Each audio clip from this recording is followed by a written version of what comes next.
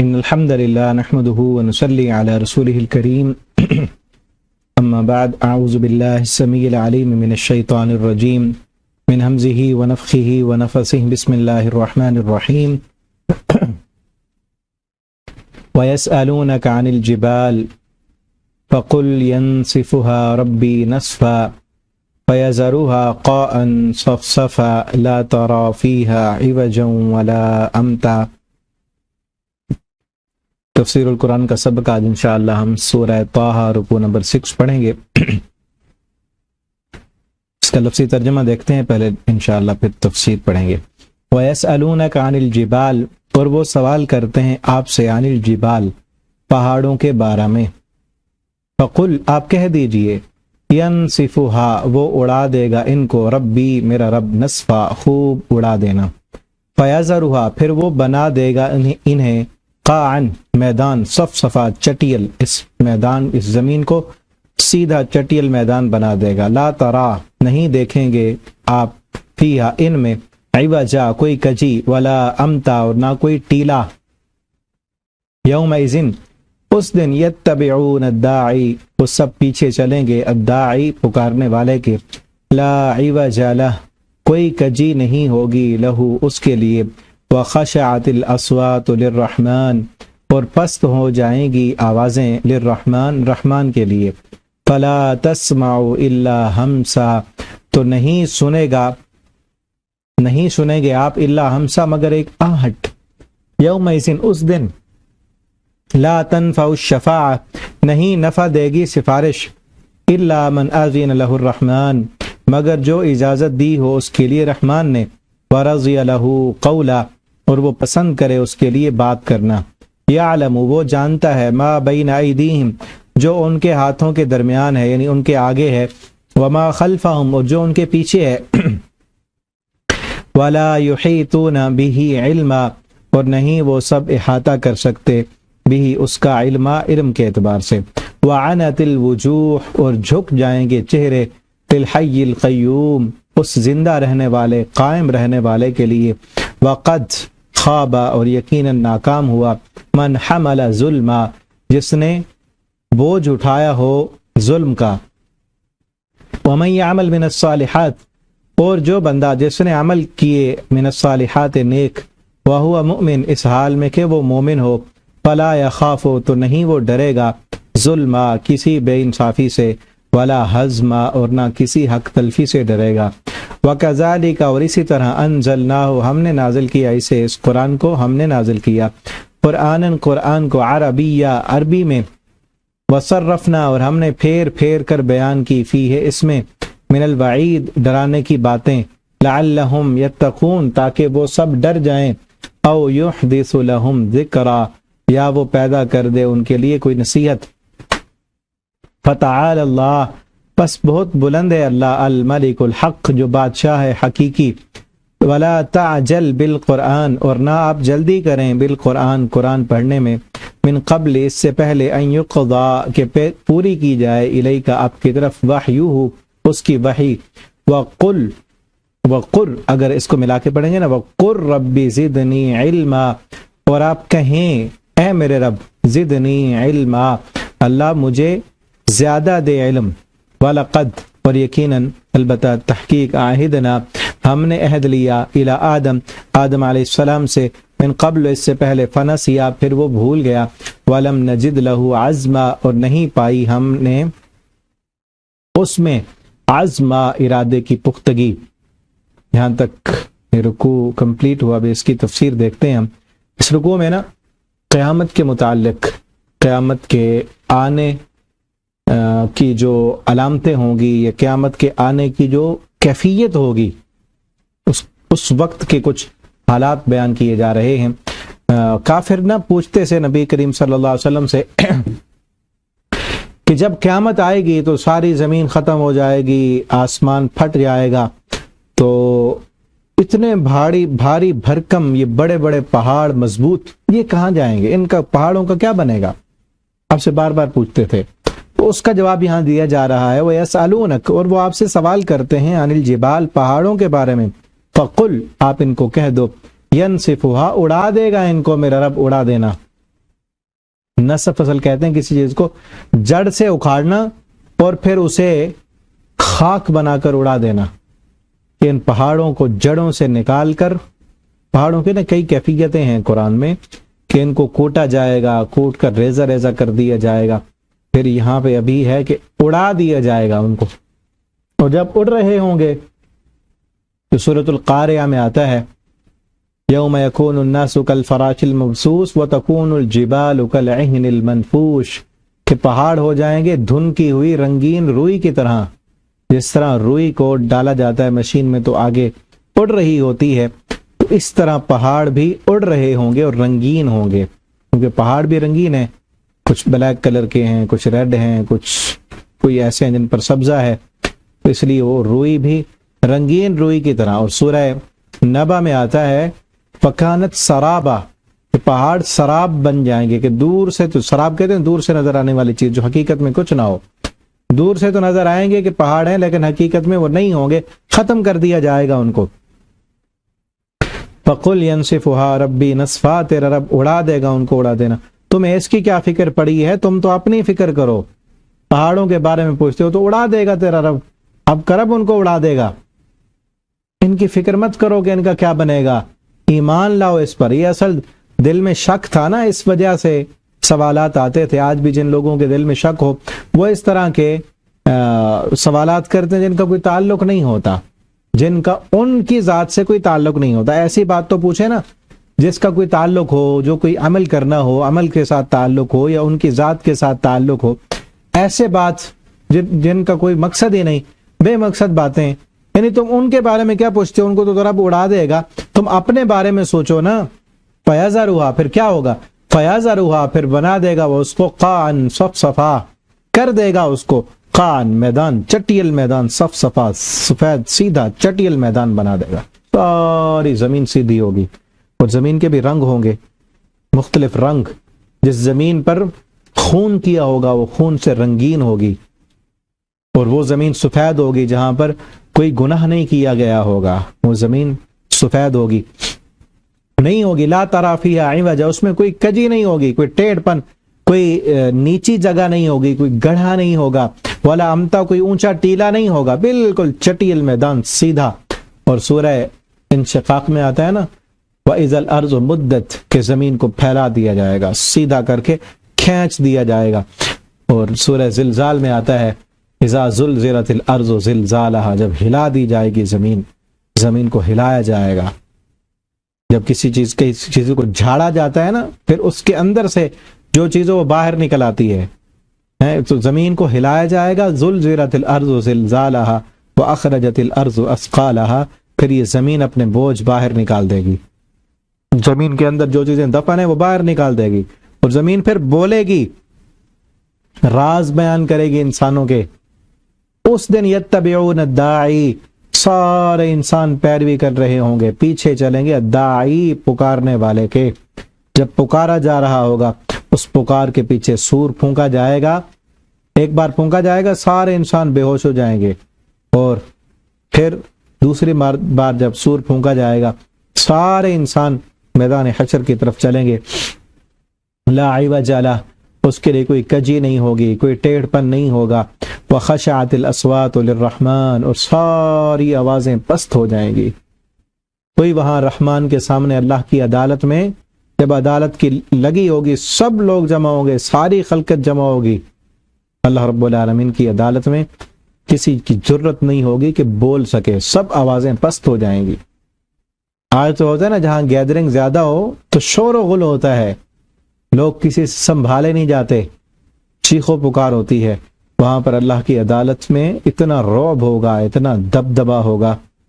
اللہ فرمائیں گے این الملک، این الجبارون، این المتکبرون، این ملوک الارض، زمین کے بادشاہ کہاں ہیں؟ زمین پہ اپنے آپ کو بڑا بنانے والے، اپنی بادشاہت اور اپنی حکومت قائم کرنے والے دنیا کے جابر اور ظالم حکمران کہاں ہیں؟ کسی کی آواز نہیں آئے گی، کوئی بول نہیں سکے گا، کسی کی جرت نہیں ہوگی کہ بات کر سکے وہاں.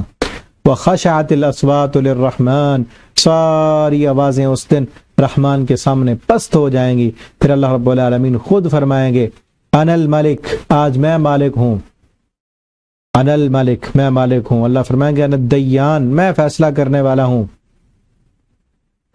فلا تسمعوا، آپ نہیں سنیں گے الا ہمسا، مگر ایک آہٹ، ہلکی سی آہٹ۔ ہمس کا ایک معنی کیا گیا ہے کہ ہونٹوں کی حرکت، ہونٹ حرکت کر رہے ہیں لیکن آواز نہیں آ رہی، اس کو ہمس کہتے ہیں کہ ہونٹ تو ہل رہے ہوں گے، کانپ رہے ہوں، یہ بھی معنی بن سکتا ہے کہ ہونٹ ہل رہے ہیں لیکن بات نہیں ہو رہی، لیکن کانپ رہے ہیں، ڈر کی وجہ سے کانپ رہے ہوں گے۔ کہ ایک بندہ بولنا چاہتا ہے لیکن ڈر اتنا حاوی ہے کہ وہ بول نہیں سکتا، تو ہونٹ کانپ رہے ہیں۔ سب کی حالت اور کیفیت یہی ہوگی اللہ کے سامنے، انبیاء کی بھی، اولیاء کی بھی، سب کی۔ نبی کریم صلی اللہ علیہ وسلم کی حدیث ہے، آپ فرماتے ہیں کہ اللہ رب العالمین کی عدالت میں جب کوئی نہیں بات کر سکے گا، کوئی نہیں بول سکے گا، لمبی طویل حدیث میں ہے، آپ نے فرمایا ساری خلقت مل کر سورج سوا نیزے پر ہوگا، سب مل کر آدم علیہ السلام کے پاس جائیں گے اور کہیں گے ابا جان، سب کے ابا، ہم سب کے والد آدم علیہ السلام، جہاں سے انسانیت کی ابتدا ہوئی، ساری انسانیت ان کے پاس جائے گی، جا کر کہیں گے کہ آپ اللہ تعالیٰ سے ہماری سفارش کریں۔ آدم علیہ السلام کہیں گے مجھ سے غلطی ہو گئی تھی، میں نہیں جا سکتا۔ پھر چلتے چلتے سارے انبیاء کے پاس ہوتے ہوتے آخر میں ہمارے پیغمبر، عظیم پیغمبر، سارے انبیاء کے سردار پیغمبر محمد کریم صلی اللہ علیہ وسلم کے پاس جائیں گے۔ آپ فرماتے ہیں جب میرے پاس آئیں گے میں اس وقت جاؤں گا اور اللہ رب العالمین کے سامنے سر سجدے میں گرا دوں گا۔ آپ فرماتے اتنا لمبا میں سجدہ کروں گا کہ اب مجھے پتہ نہیں کتنا لمبا ہوگا، وہ اب نہیں پتا، اور وہ اللہ کی تعریف کے کلمات کہوں گا جو اب مجھے نہیں پتا۔ اس وقت اللہ میرے ذہن میں ڈالے گا اور میں وہ اللہ کی تعریف کی کلمات کہوں گا۔ پھر اللہ تعالیٰ فرمائیں گے یا محمد ارفع رأسک سل تؤتا اشفع تشفع، اے محمد صلی اللہ علیہ وسلم، اللہ فرمائیں گے یا محمد سر اٹھائیں، آپ سفارش کریں، آپ مانگیں، آپ کو دیا جائے گا، آپ سفارش کریں، آپ کی سفارش قبول کی جائے گی۔ پھر آپ فرماتے میں دوبارہ سر سجدے میں گرا دوں گا، پھر لمبی دیر حمد و ثنا، لمبا سجدہ، پھر سر اٹھائیں گے، اللہ تعالیٰ فرمائیں گے پھر سر اٹھائیں گے، پھر تیسری مرتبہ اسی طرح پھر سر سجدے میں گرا دیں گے۔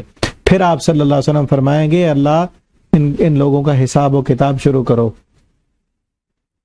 اتنی ہیبت ہوگی، اتنا اللہ کا جلال ہوگا، اتنا رعب ہوگا۔ اور آج کئی لوگ بڑے جو ہے نا شوق سے کہہ دیتے ہیں، بڑی آسانی سے کہہ دیتے ہیں جی فلاں چھڑوا لے گا ہمیں، فلاں لے جائے گا ہمیں، کسی کی وہاں نہیں چلے گی۔ من ذا الذی یشفع عندہ الا باذنہ، کس کی یہ جرت ہے کہ وہ اللہ کے پاس جا کر سفارش کر سکے مگر اللہ کی اجازت کے ساتھ۔ سفارش تو ہوگی نا، انبیاء سفارش کریں گے۔ یہ پیارے پیغمبر صلی اللہ علیہ وسلم کی یہ سفارش ہے نا، یہ سفارش ہے کہ اللہ ان کا حساب شروع کرو، ساری خلقت انتظار میں ہے اور پسینے میں شرابور ہے، حالت جو ہے وہ ناقابل بیان ہے، ایسی حالت ہوگی کہ اب اس کی کیفیت بھی نہیں لگا سکتے ہم۔ اللہ رب العالمین ہمیں اس مشکل مرحلے میں، کچھ لوگ ہوں گے جن کو اللہ رب العالمین سایہ عطا کریں گے، اللہ ہمیں بھی ان لوگوں میں شامل فرما لیں۔ کچھ وہ ہوں گے جن کو بغیر حساب کے اللہ رب العالمین جو ہے جنت الفردوس کا داخلہ دے دیں گے، اللہ ہمیں بھی ان لوگوں میں شامل کر لیں۔ اللہ میدان حشر کی سختیوں سے، اس دن کی گرمی سے اللہ ہمیں محفوظ رکھ لیں۔ یومئذ، اس دن پھر کیا ہوگا، لا تنفع الشفاعہ، کسی کو کوئی سفارش نفع نہیں دے گی، الا من اذن لہ الرحمن، مگر اس کو جس کو رحمان اجازت دے گا۔ کوئی سفارش نہیں کر سکے گا مگر کون کرے گا؟ جس کو رحمان اجازت دیں گے، جس کو اللہ تعالیٰ اجازت دیں گے۔ اور ان میں کون ہیں؟ انبیاء ہیں، صدیقین ہیں، شہداء ہیں جو سفارش کریں گے۔ وَرَضِيَ لَهُ قَوْلًا، اور وہ پسند کرے اس کے لیے بات، یعنی اللہ تعالیٰ جس کے لیے بات کرنا پسند کریں گے وہی بندہ بات کرے گا سفارش کے لیے، اور جس کے بارے میں اللہ تعالیٰ پسند کریں گے اسی کے بارے میں سفارش کرے گا۔ یہ پہلے بھی بتا چکا ہوں نا، سفارش کی 3 قسمیں ہوتی ہیں۔ ایک ہوتی ہے سفارش شفاعت بالمحبت، کہ کوئی محبت میں مجبور ہو کر کسی کی محبت میں، جس طرح باپ سے کوئی کام آپ نے کرانا ہے وہ نہیں کر رہا تو اس کے بیٹے کو سفارشی بنا لیں تو باپ محبت میں مجبور ہو کر لیتا ہے، یہ شفاعت بالمحبت ہوتی ہے۔ دوسری ہوتا ہے شفاعت بالجبر، طاقت کے بل بوتے پر، ایک بندہ کوئی کام نہیں کر رہا، اس کی طاقت کا بندہ آپ سفارشی لائیں، کیونکہ اس کو بھی کل اس سے کام پڑ سکتا ہے نا، تو اس لیے وہ اس کی سفارش مان لے۔ اس کو شفاعت بالجبر کہتے ہیں، شفاعت طاقت کے ذریعے۔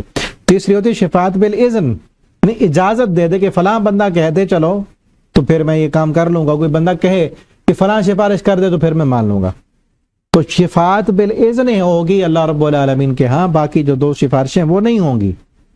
الا من اذن له الرحمن، یہاں سے ثابت، اور بھی کئی آیتوں میں ہے، جس کو اللہ اجازت دیں گے اور وہ پسند کریں گے اللہ تعالیٰ جس کے لیے بات کرنا۔ یعلم ما بین ایدیہم، کیوں؟ اب کیوں کا؟ کیونکہ سفارش تب ہی ہوتی ہے نا جب کوئی بندہ کہتا ہے یار اس کے بارے میں نا آپ نے جو فیصلہ کیا ہے یہ ٹھیک نہیں ہے۔ کیوں؟ کیونکہ آپ کو یہ غلط فہمی ہو گئی، اس کے بارے میں بہتر جانتا ہوں اس لیے میں سفارش کر رہا ہوں، کچھ باتوں کا علم جو آپ کو نہیں ہے وہ مجھے ہے، ہوتا ہے نا، اسی لیے سفارش ہوتی ہے کہ آپ نے اس کے بارے میں یہ فیصلہ کر دیا، ذرا نظر ثانی کریں، کیونکہ یہ چیزیں اس میں ہیں، یہ غلطی ہو گئی تھی اس سے، یا جو بھی ہے، یعنی اس کو پورا علم نہیں ہے تو اس نے فیصلہ کر دیا۔ اب ایک بندہ علم پر کچھ اور چیزیں بتا دیتا ہے، تو اس لیے اللہ رب العالمین سے بڑا علم والا کون ہو سکتا ہے؟ اللہ کو تو پتہ ہے کس کے لیے جہنم کا فیصلہ ہے اور کس کے لیے جنت کا فیصلہ ہے، کون جنت میں جانے کے لائق ہے، کون جنت میں جانے کے لائق نہیں ہے، کون سفارش کرنے کے لائق ہے اور کس کے بارے میں سفارش کرنی چاہیے، اللہ سے زیادہ بہتر کون جانتا ہے۔ تو اس لیے اللہ تعالیٰ اجازت دیں گے جس کے بارے میں، اور جس کو وہی سفارش کرے گا اور اسی کے بارے میں کرے گا جس کے بارے میں اللہ تعالیٰ اجازت دیں گے۔ یعلم ما بین ایدیہم، کیونکہ وہ جانتے ہیں جو کچھ تمہارے آگے، یعنی تم نے آگے کیا کرنا ہے اللہ کو پتہ ہے، تم پہلے کیا کر چکے ہو، ما خلفہم، پیچھے کیا کر چکے ہو اس کا بھی اللہ کو پتہ ہے۔ ولا یحیطون بہ علما، اور اس کے علم کا کوئی احاطہ نہیں کر سکتا۔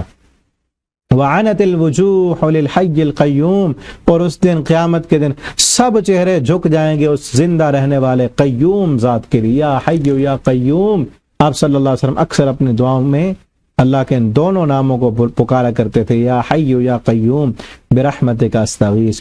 وہ زندہ ہے، زندگی دی اسی نے ہے، وہ قائم ہے، ہمیں بھی قائم اسی نے رکھا ہے، حکومتوں کو قائم کرنے والا وہی ہے، سورج چاند ستاروں کو قائم کرنے والا وہی، کتنی بڑی کائنات اس کے حکم سے قائم ہے، ٹھیک ہے نا۔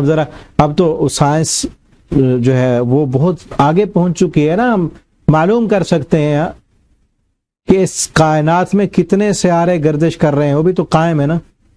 ایک میگنیٹ فورس ہے جو ان کو ایک مقررہ فاصلے پر لیے ہوئے، ہماری زمین بھی گردش کر رہی ہے، اس کے ارد گرد جو ہے اس کے سیارے ہیں وہ بھی گھوم رہے ہیں، اور ہزاروں ستارے ہیں، اور سورج ہے، اور پھر کہکشائیں ہیں، اور پھر جو ہے گیلیکسیز ہیں، کلسٹر ہیں، پھر سپر کلسٹر ہیں، سارے اس کائنات کے اندر ہیں، اور پھر یہ زمین، یہ جو ہماری زمین یہ جو گردش کر رہی ہے، یہ سورج سے ایک مناسب فاصلے پر اللہ نے اس کو رکھا ہے، قائم رکھا ہے۔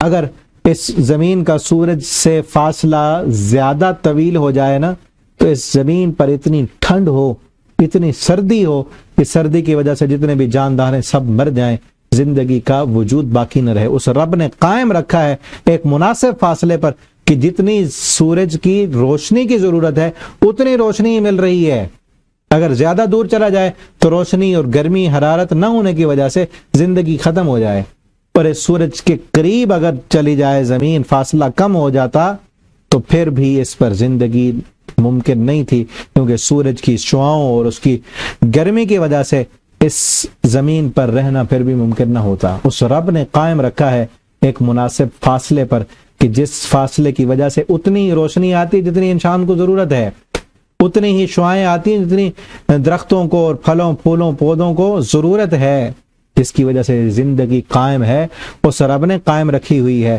وہی حی و قیوم ہے، وہ خود زندہ ہے، وہی زندگی دینے والا ہے، اور قیامت کے دن جس نے زندگی دی ہے اسی کے سامنے جب سب جائیں گے تو سب کے چہرے جھکے ہوں گے۔ فقد خواب، اور پھر اس دن کیا ہوگا؟ ناکام ہو جائے گا وہ بندہ، من حمل ظلما، جس نے ظلم کیا ہوگا، جس نے کسی پر زیادتی کی ہوگی، اور سب سے کائنات کا بڑا ظلم شرک ہے۔ ان الشرک لظلم عظیم، شرک بہت بڑا ظلم ہے، جس نے شرک کیا وہ ناکام ہو گیا۔ شرک اللہ کے حق میں کسی اور کو داخل کرنا ہے، اس لیے بہت بڑا ظلم ہے۔ اس نے شرک کیا، بہت بڑا ظلم کیا، وہ خواب و خاسر ہو گیا، ناکام ہو گیا۔ اسی طرح جس نے انسان کے حق میں ظلم کیا، کسی کی زمین پر قبضہ کیا، کسی کو ناجائز مارا، کسی پر تہمت لگائی، کسی کی غیبتیں کی، تو وہ ظلم اٹھانے والا خائب و خاسر ہو گیا، ناکام ہو گیا۔ اور پھر اسی طرح دیکھیں نا، پیارے پیغمبر صلی اللہ علیہ وسلم، آپ کی جب وفات کا وقت قریب آیا، آپ نے اس وقت مسجد میں آ کے اعلان کیا کہ میں نے اگر کسی کا کچھ دینا ہو مجھ سے دنیا میں لے لے، قیامت کے دن میں نہیں دے سکوں گا۔ اگر میں نے کسی کو مارا ہو مجھ سے بدلہ لے لے۔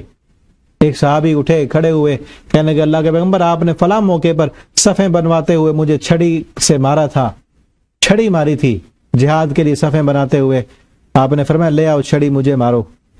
وہ صحابی کہنے لگے اللہ کے پیغمبر، جب آپ نے چھڑی مجھے لگائی تھی میری کمر پر تو میری کمر پر کپڑا نہیں تھا، آپ کی کمر پہ تو کپڑا ہے، آپ نے کپڑا ہٹایا۔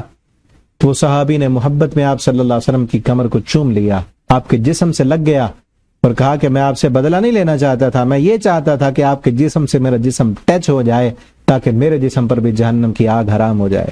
لیکن یہاں سے ہمیں جو سبق ملتا ہے وہ کیا؟ آپ نے اپنے آپ کو قصاص کے لیے پیش کیا ہے کہ قیامت، آپ نے فرمایا مجھ سے دنیا میں بدلہ لے لو، میں قیامت کے دن نہیں دے سکوں گا، کیونکہ اگر قیامت کے دن کوئی آ گیا کہ فلاں نے مجھے میرے پیسے کھا گیا تھا، اس نے دینے، فلاں بندے نے میری زمین پہ قبضہ کیا تھا، تو کیا دیں گے اس وقت؟ اس لیے اس دنیا میں اگر کسی کا کچھ دینا ہے تو اس کو واپس کر دیں یا اس سے معافی مانگ لیں، ورنہ قیامت کے دن نہیں دے سکیں گے۔ وہ بندہ ناکام ہو گیا جس بندے نے ظلم کیا۔ وَمَن يَعْمَلْ مِنَ الصَّالِحَاتِ، اور وہ بندہ جس نے عمل کیے نیک، وَهُوَ مُؤْمِن، اس حال میں کہ وہ مومن ہے، فَلَا يَخَافُ ظُلْمًا، تو نہیں وہ ڈرے گا کسی بے انصافی سے، وَلَا حَزْمًا، اور نہ حق تلفی سے۔ یعنی جس بندے نے، جو بندہ ایمان لایا، عمل صالح کیے، اس نے، اس کو کوئی خوف نہیں ہوگا ظلم بے انصافی کا۔ یعنی اس کو، جس طرح ہم دنیا میں اردو میں کہتے ہیں نا کمی بیشی، نہ اس کے اجر و ثواب میں کمی کی جائے گی اور نہ اضافہ کیا جائے گا۔ یہ نہیں ہوگا کہ اس کے لیے اس کے حق تلف کر دیا جائے اور اس پر ظلم لاد دیے جائیں، اس پر گناہ لاد دیے جائیں، اس کو سزا دی جائے، یہ نہیں ہوگا۔ اس کے اجر و ثواب، جو اس نے عمل کیا اس کو پورا پورا اس کا بدلہ ملے گا، بلکہ اس سے بھی زیادہ ملے گا۔ کوئی کمی بیشی، کوئی زیادتی نہیں ہوگی، اس کو کسی قسم کا کوئی بے انصافی، یعنی انصاف ہوگا وہاں پر، ہضمہ، اور اس کا حق مارا نہیں جائے گا، پورا حق دیا جائے گا، اور بلکہ اس کو اضافی دیا جائے گا۔ جس بندے نے، جو بندہ عمل کیا اس نے صالح، ایک عمل کا بدلہ 10 گنا تک، اور اخلاص جس قدر زیادہ ہو، للہیت زیادہ ہو، اللہ کے ساتھ تعلق زیادہ ہو، اس قدر جو ہے وہ درجات بڑھا دیے جاتے ہیں۔ وَكَذَلِكَ أَنزَلْنَاهُ قُرْآنًا عَرَبِيًّا، اللہ فرماتے ہیں اسی طرح ہم نے اس قرآن کو عربی میں نازل کیا ہے۔ وَصَرَّفْنَا فِيهِ مِنَ الْوَعِيدِ، اور ہم نے پھیر پھیر کر اس میں ڈرانے کی باتیں، وعیدیں بیان کی ہیں، انداز بدل بدل کے، کبھی کس انداز سے، کبھی کس انداز سے، کس لیے؟ لعلہم یتقون، تاکہ وہ سب ڈر جائیں، وہ اللہ سے ڈریں، او یحدث لہم ذکرا، یا اس قرآن کی وجہ سے، انداز بدلنے کی وجہ سے کوئی نصیحت حاصل کر لیں، اس لیے انداز بدلے ہیں۔ ٹھیک ہے نا، قرآن میں مختلف انداز سے ایک ہی بات کو، خصوصاً توحید کی بات کو، اللہ کی وحدانیت کی بات کو، اللہ کے تعارف کو مختلف انداز میں پیش کیا گیا۔ کس لیے؟ لعلہم یتقون، تاکہ وہ ڈر جائیں، او یحدث لہم ذکرا، یا کسی انداز سے وہ نصیحت حاصل کر لیں۔ فتعال اللہ الملک الحق، بس اللہ بہت بلند ہے، حقیقی بادشاہ ہے۔ آپ ولا تعجل بالقرآن، آپ قرآن پڑھتے ہوئے جلدی نہ کریں۔ جب قرآن سورہ قیامہ میں آتا ہے، آپ صلی اللہ علیہ وسلم جب قرآن آتا نا، آپ جلدی کرتے تاکہ ساتھ ساتھ پڑھ لیں، جلدی یاد ہو جائے، کہیں ایسے نہ ہو کہ جبریل امین پڑھ لیں اور پھر بھول نہ جائے۔ تو وہاں پہ ہے اللہ تعالیٰ نے فرمایا کہ ہم یاد کرائیں گے آپ کو، آپ جلدی نہ کیا کریں۔ فَإِذَا قَرَأْنَاهُ فَاتَّبِعْ قُرْآنَهُ ثُمَّ إِنَّ عَلَيْنَا بَيَانَهُ، ہم جب پڑھیں تو آپ اس کی پیروی کیا کریں، آپ جلدی نہ کریں قرآن پڑھنے کی۔ من قبل، اس سے پہلے، ان یقضى الیک وحی، کہ آپ پر وحی پوری کی جائے۔ وقل رب زدنی علما، اور اب کہیں کہ میرے رب میرے علم میں اضافہ فرما. رب زدنی علما، اللہ میرے علم میں اضافہ فرما. یہ دعا ہے، اس دعا کو یاد کر لیں اور پڑھتے رہا کریں کہ اللہ میرے علم میں اضافہ فرما.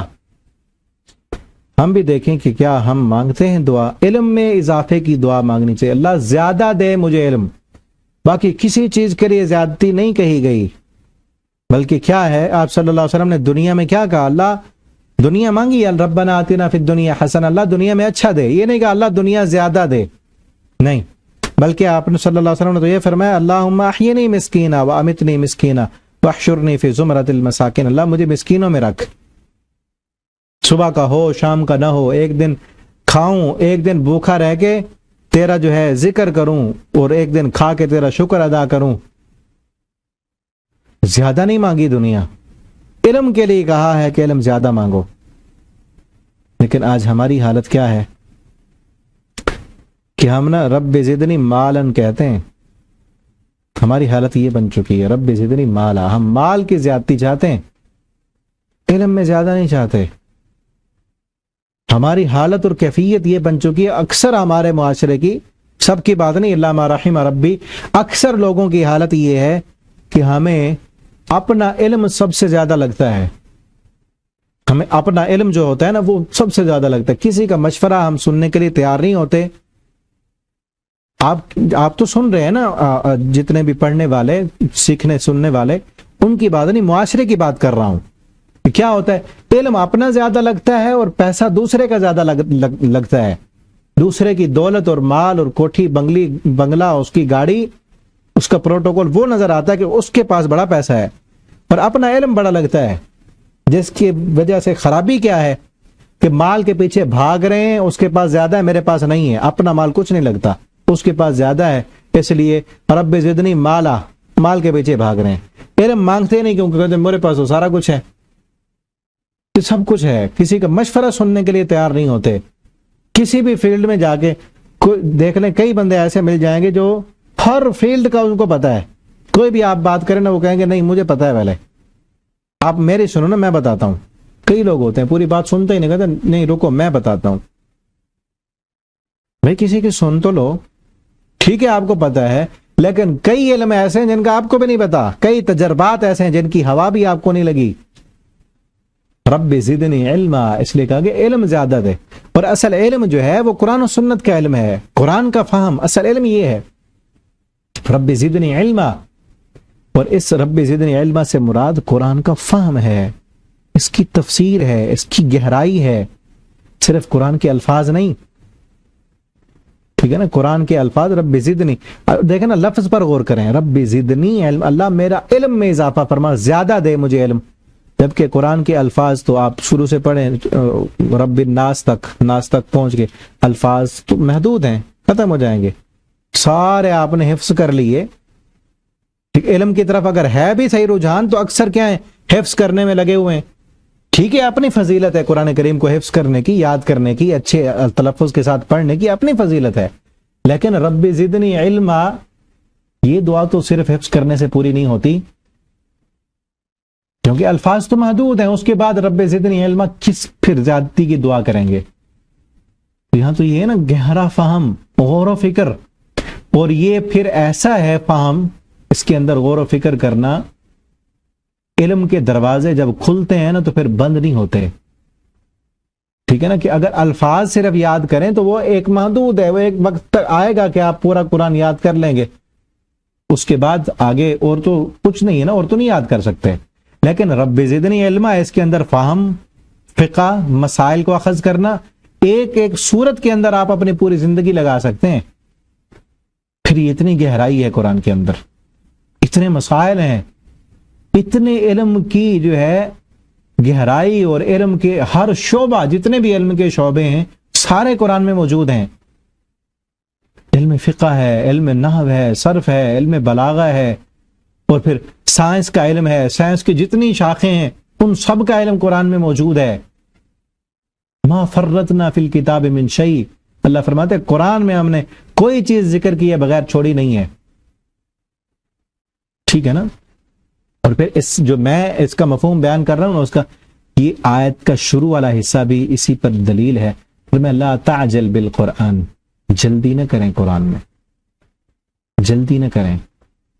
جلدی کیا ہوتی ہے کہ جلدی کر کے آپ الفاظ کو ختم نہ کریں. جلدی یہ ہے نا کہ جلدی جلدی پڑھ کے ختم کر دیں، نہیں، جلدی نہ کریں. اور کیا کریں؟ رب زدنی علما کہیں. جو پڑھا جا رہا ہے اس پر غور و فکر کریں، اس کی گہرائی میں جائیں تاکہ علم اور زیادہ ہو، علم کے دروازے اور کھولیں. رب زدنی علما کہیں، ٹھیک ہے نا. اور جس کے لیے کھل جاتے ہیں نا دروازے رب زدنی علما، اس کو فہم آ جاتا ہے، وہ اس علم کی تلاش میں رہتا ہے اور اللہ سے کہتا ہے رب زدنی علما، وہ کبھی پھر سیراب نہیں ہوتا، اس کی پیاس کبھی نہیں بجھتی. جو قرآن پر غور و فکر کرنا شروع کر دیتا ہے اس کی پیاس کبھی نہیں بجھتی، وہ پھر پڑھتا رہتا ہے، غور کرتا رہتا ہے، اپنی دنیا کے سارے مسائل کا حل اسی سے ڈھونڈتا ہے، اس کی دنیا کے مسائل کا حل بھی مل جاتا ہے اور اس کی آخرت بھی سمجھ جاتی ہے. اور جو نہیں پڑھتا، جو رب زدنی علما نہیں مانگتا، اس کے لیے پھر کیا ہوتا ہے؟ وہ کہتا ہے مجھے پتا ہے.